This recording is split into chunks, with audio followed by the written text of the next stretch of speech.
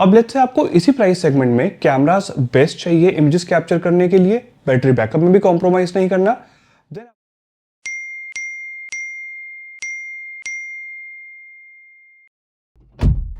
Guys एक चीज तो क्लियर है, आप सबको 30,000 रुपीज से ऊपर के बजट में कैमरा अच्छा चाहिए, परफॉर्मेंस अच्छी चाहिए, फोन का डिजाइन भी बढ़िया हो। मतलब इतने कमेंट्स आ रहे हैं, इंस्टाग्राम पे आग लग चुकी है, मेरे को इतने डीएम्स आ रहे हैं, बजट 35,000 का है बेस्ट फोन बता दो, 40,000 रुपीज का है बेस्ट फोन बता दो। बट ये 40,000 वाले बजट में मैं आपको नेक्स्ट वीडियो में फोन सजेस्ट करूंगा। मुझे ना गाइस आपसे कुछ शेयर करना था, मुझे अपने लिए 50 से 55,000 रुपीज के अंडर एक अच्छा कॉम्पैक्ट फोन परचेस करना था जिसमें मुझे ऐसे ज्यादा कॉम्प्रोमाइज ना करना पड़े। सही सुना आपने, कॉम्प्रोमाइज। आई नो जब बजट 50,000 के अराउंड होता है तो हमारी एक्सपेक्टेशन होती है कि हमें सब कुछ परफेक्ट मिले, camera, battery, display, performance. But considering the available options, ऐसी एक्सपेक्टेशन रखना अनरियलिस्टिक होगा। देखो मुझे ना रियलिटी भले ही थोड़ी हार्श क्यों ना हो, बट अगर मुझे रियलिटी पता होगी ना तो मैं अपने लिए एक सही स्मार्टफोन चूज कर पाऊंगा, चाहे स्मार्टफोन हो या लाइफ में कुछ और हो। रियलिटी पता होगी तो आप एक सही डिसीजन ले पाओगे।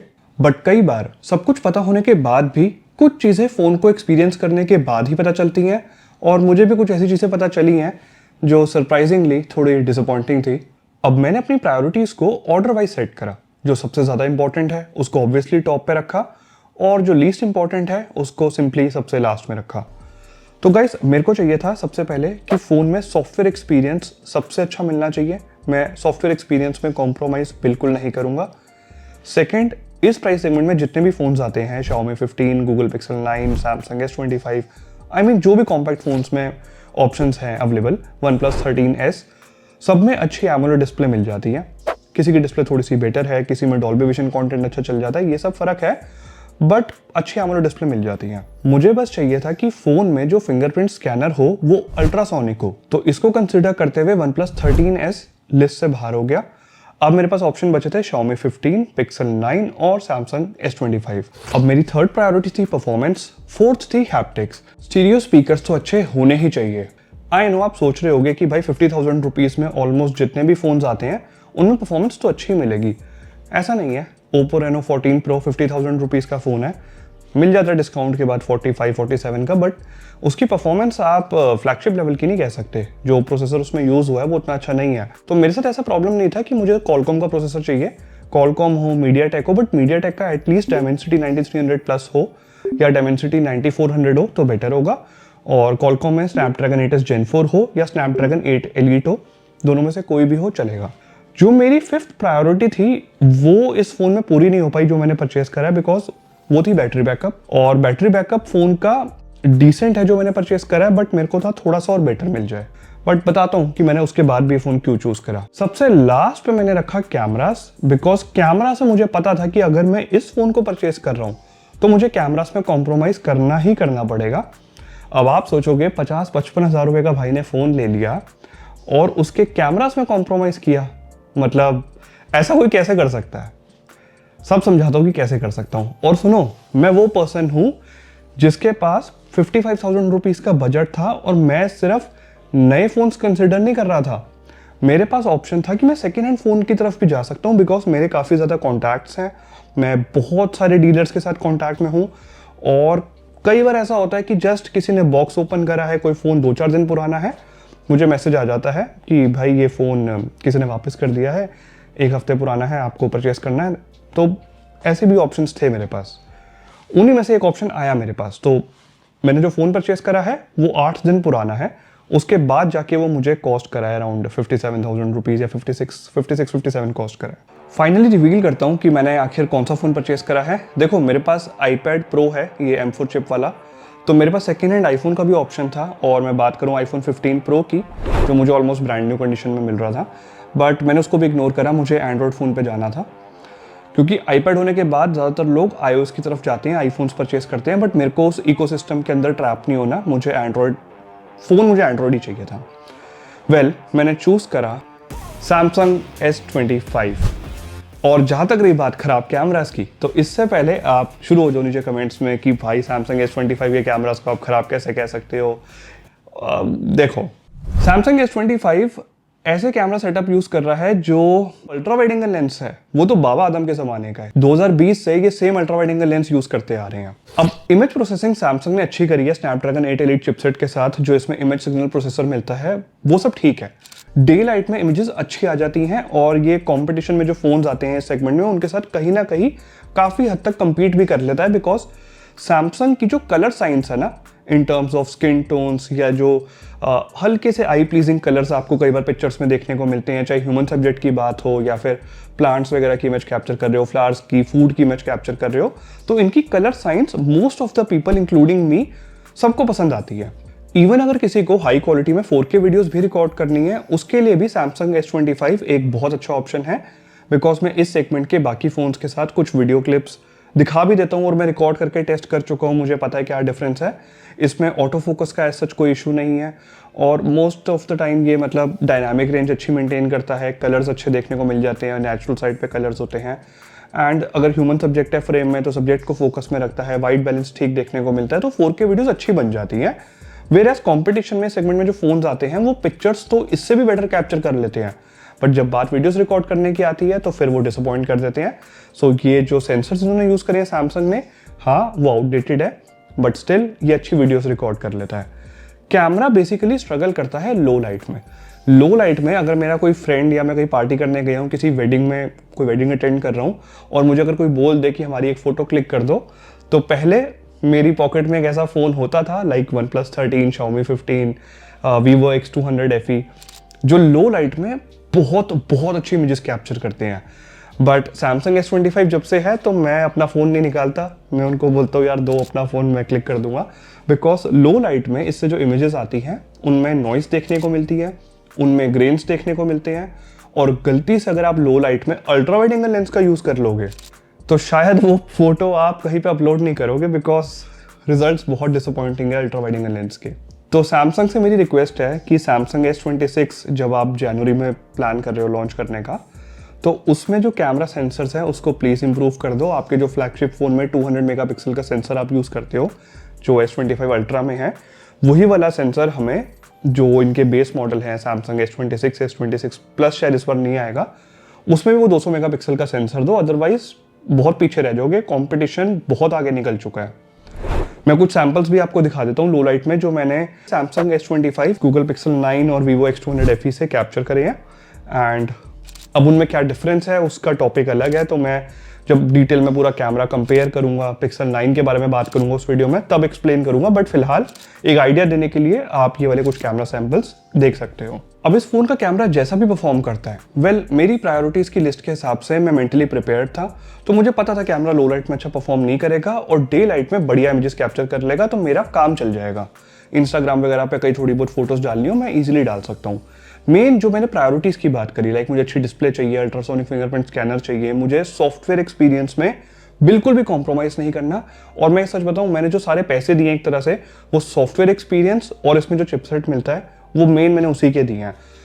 सैमसंग को मैं बहुत अप्रिशिएट करूंगा इस चीज के लिए, सैमसंग को और OnePlus को।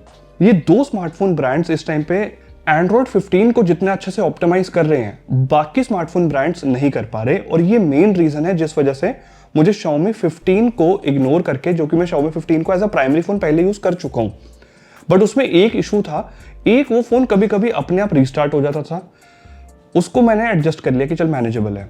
Second reason, for some reason, चाहे मैं यूट्यूब ऐप यूज कर रहा हूं, चाहे मैं इंस्टाग्राम यूज कर रहा हूं, मैंने रिफ्रेश रेट को डिस्प्ले सेटिंग्स में जाके हाई पे सिलेक्ट कर रखा था, उसके बाद भी ऐसा लगता था कि 60 हर्ट्ज पे वर्क कर रही है डिस्प्ले। जब भी मैं स्क्रॉल कर रहा हूं, इतना केपेबल स्नैपड्रैगन 8 एलीट का मैं करूंगा ही क्या जब मेरे को प्रॉपर 120 हर्ट्ज वाली डिस्प्ले रिस्पॉन्स नहीं करेगी उस तरीके से, तो पता नहीं थोड़ी स्लो फील होती थी। और ये मैंने नोटिस करा जब मैं सेगमेंट में बाकी फोन यूज करता था, लाइक OnePlus 13 एकदम फास्ट चल रहा है, Samsung S25 एकदम फास्ट चल रहा है, तो Xiaomi 15 के cameras I mean low light में तो ऐसे थे कि 1-1 लाख रुपए के iPhone 16 Pro भी उसके सामने क्या ही बोलूं मैं। बट कैमरास में कॉम्प्रोमाइज करके मैंने फिर सॉफ्टवेयर को प्रायोरिटी पे रखा, और मुझे सॉफ्टवेयर एक्सपीरियंस मिला भी अच्छा, इस फोन के हैप्टिक्स भी अच्छे हैं। स्टिल कई बार बेसिक टास्क परफॉर्म करते हुए भी फोन फ्रीज हो जाता है, 4 से 5 सेकंड तक तो फोन रिस्पॉन्ड ही नहीं करता। चाहे मैं इंस्टाग्राम यूज कर रहा हूं, एक बार व्हाट्सएप पे टैप किया और फोन बिल्कुल स्टक हो गया। एक्सपेक्ट नहीं किया था इतने महंगे फ़ोन से।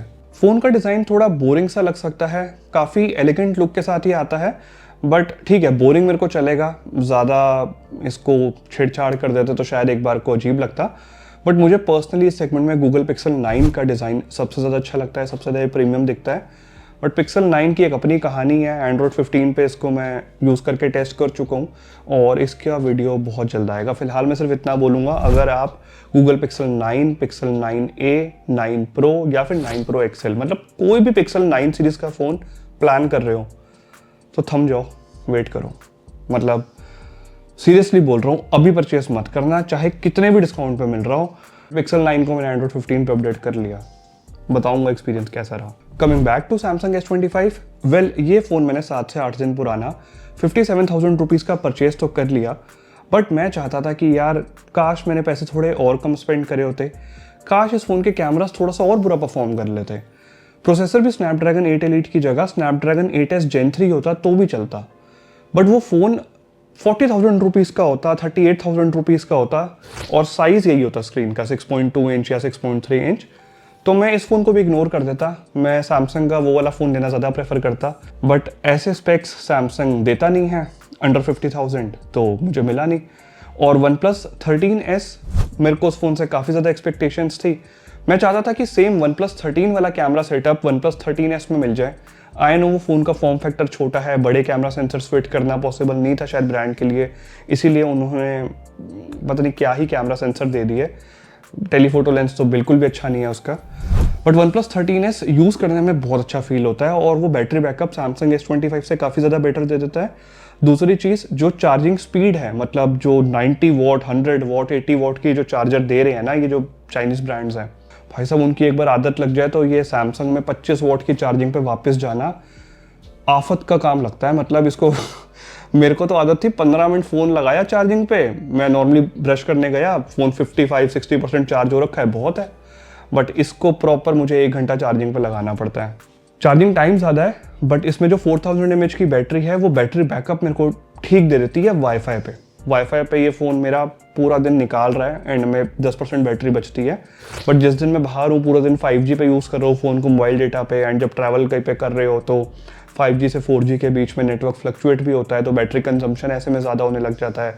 थोड़ा सा फ़ोन हीट भी करता है, तब कि नेटवर्क स्टेबल नहीं आ रहा तो फ़ोन ऑब्वियसली थोड़ा सा हीट करेगा तो भी बैटरी ज़्यादा कंज्यूम करेगा। तो उस केस में ये फ़ोन पूरे दिन का बैटरी बैकअप तो बिल्कुल भी नहीं देता। अब लेट्स से आपको इसी प्राइस सेगमेंट में कैमरास बेस्ट चाहिए इमेजेस कैप्चर करने के लिए, बैटरी बैकअप में भी कॉम्प्रोमाइज़ नहीं करना, देन आपको definitely Vivo X200 FE consider करना चाहिए। ये उतनी अच्छी वीडियोस तो नहीं रिकॉर्ड करता जितनी सैमसंग S25 करता है, बट ये इमेजेस डेफिनेटली बेटर कैप्चर कर लेता है, डे लाइट में भी और लो लाइट में तो कमाल ही कर देता है। बट हाँ, इसमें आपको सॉफ्टवेयर एक्सपीरियंस में कॉम्प्रोमाइज़ करना पड़ेगा, काफ़ी आउटडेटेड फील होता है सॉफ्टवेयर। स्टेबल है सॉफ्टवेयर बट आउटडेटेड है। नाउ लेट्स से आप एक ऐसे पर्सन हो जिसे सॉफ्टवेयर भी सैमसंग जैसा चाहिए, बैटरी बैकअप में भी कॉम्प्रोमाइज़ नहीं करना, देन आपको डेफिनेटली कंसिडर करना चाहिए OnePlus 13S। फास्ट चार्जर भी मिलेगा, बैटरी बैकअप भी कमाल का मिलेगा, और सॉफ्टवेयर एक्सपीरियंस ट्रस्ट मी बहुत बहुत अच्छा है, उतना ही अच्छा है जितना सैमसंग का One UI 7 है, बिकॉज OxygenOS 15 को OnePlus ने बहुत अच्छे से ऑप्टिमाइज करा है चिपसेट के साथ। कॉम्प्रोमाइजेस लेकिन आपको कुछ करने पड़ेंगे, जैसे कि कैमराज अच्छा परफॉर्म नहीं करते, फिंगरप्रिंट स्कैनर ऑप्टिकल है, और स्टीरियो स्पीकर काफ़ी एवरेज साउंड करते हैं। इस वीडियो को बनाने का सिर्फ और सिर्फ ये इंटेंशन था कि गाइस मैंने 55,000 रुपीज़ के अराउंड एक सेकेंड हैंड फ़ोन परचेज करा, और उसके बाद भी मुझे कैमरा जैसे एक इंपॉर्टेंट एस्पेक्ट में कॉम्प्रोमाइज़ करना पड़ा। आप मेरे से पूछ रहे हो 35,000 में best camera phone, display best हो, परफॉर्मेंस बेस्ट हो, 40,000 में भी आप सेम चीज़ एक्सपेक्ट कर रहे हो। मैं आपको गलत नहीं कह रहा, 30,000 से ऊपर आप एक फ़ोन पे स्पेंड कर रहे हो जो अमाउंट कम नहीं होता, but considering the available options कहीं ना कहीं आपको थोड़ा बहुत कॉम्प्रोमाइज़ करना पड़ेगा। अब वो कौन से फ़ोन्स हैं, उनमें किस किस एस्पेक्ट में कॉम्प्रोमाइज़ करना है, ये हम नेक्स्ट वीडियो में डिस्कस करेंगे। तो चैनल को सब्सक्राइब करके बेल आइकन को प्रेस कर दो। मैं पूरी कोशिश करूंगा कि मैं आपको 35 से 40,000 रुपीज़ के अंडर आपकी प्रेफरेंस और प्रायोरिटीज़ के अकॉर्डिंग एक अच्छा फ़ोन सजेस्ट कर पाऊँ। बस मुझे जब कमेंट करते हो या इंस्टाग्राम पे DM करते हो तो थोड़ी सी अपनी प्रेफरेंस या प्रायोरिटीज़ बता दिया करो, सो दैट मेरे लिए आपको एक फ़ोन सजेस्ट करना थोड़ा ईजी हो जाएगा। और बहुत जल्द नेक्स्ट वीडियो में मिलते हैं।